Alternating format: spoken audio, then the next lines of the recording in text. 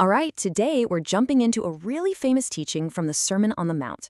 It's one of those passages that a lot of us think we know, but, it's got this challenging twist right at the end. A real sting in the tail that's so easy to miss. So let's get into it and figure out what it really means to build your life on solid ground. So let's just start with a question that this whole teaching kind of forces you to ask yourself. Are you on the right path? Now, it seems like a simple question, right?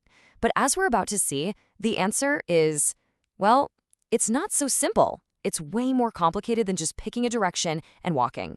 So the whole thing kicks off with this really powerful metaphor. First, you've got the wide gate. It's the broad, easy road. You could almost think of it as the default setting, the path of least resistance. And that's where most people are. But look where it ends up. Destruction. Then you have the other choice, the narrow gate. The road is constricted, it's tough, and the text is very clear that only a few people even find it. But its destination?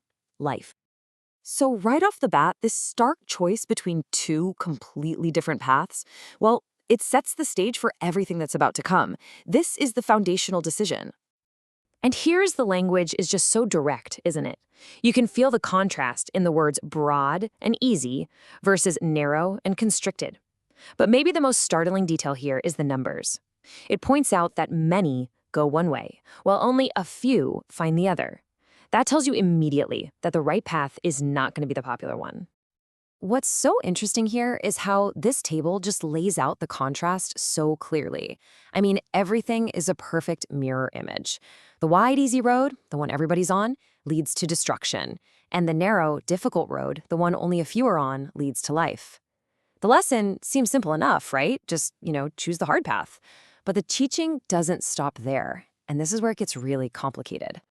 Because that simple choice, it leads us to what you could call a deceptive claim. We're about to meet a group of people who are absolutely convinced they are on that narrow path. And let's just say they are in for a massive surprise. Now, just listen to this. These are not outsiders. They're using all the right language, calling him Lord, Lord. And they show up with this incredible resume of religious acts, prophecy, driving out demons, performing miracles. I mean, these people look and sound like they should be first in line to get through that narrow gate. They seem to have all the right credentials.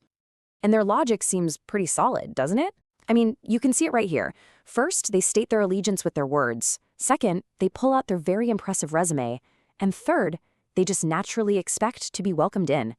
But that expectation is about to be completely shattered. And the reason why is the absolute core of this entire passage. So, if their words and their amazing deeds aren't enough, then what is? This is where the text reveals the critical difference between saying you're on the path and actually being on it. It all boils down to saying versus doing. And there it is. The whole point is in this one phrase. It's the knockout blow. Entry isn't for those who just say, Lord, Lord. It's only for those who do the will of the Father. This one line completely reframes everything. It's not about the talk. It's all about the walk. This makes the distinction crystal clear. On one side, you've got this impressive public religious activity. But on the other side, you have what the text calls doing the will. And according to our source material, this isn't about just being a generally good person.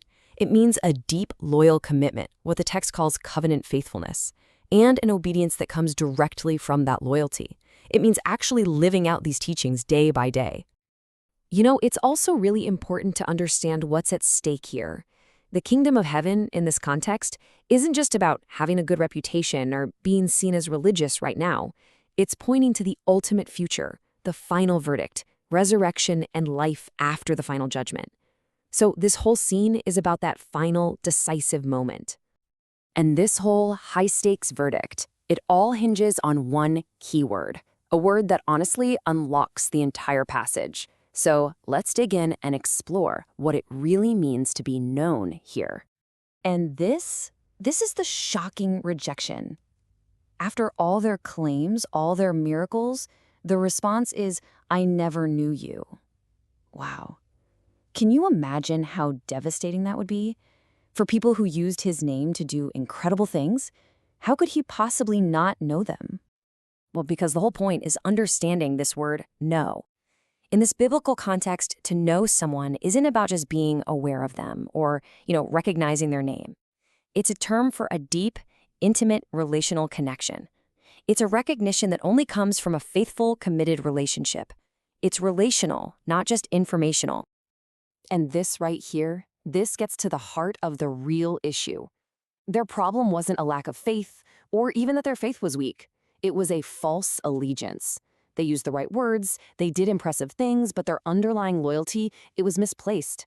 Their actions, even though they looked good on the outside, didn't actually line up with the will of the Father, which is why, in the end, their deeds are called evil. So, how does this all come together? The text wraps up with one final, incredibly powerful metaphor that perfectly summarizes everything we've just seen: the story of the two foundations. And here it is. The entire teaching is brought to this brilliant conclusion.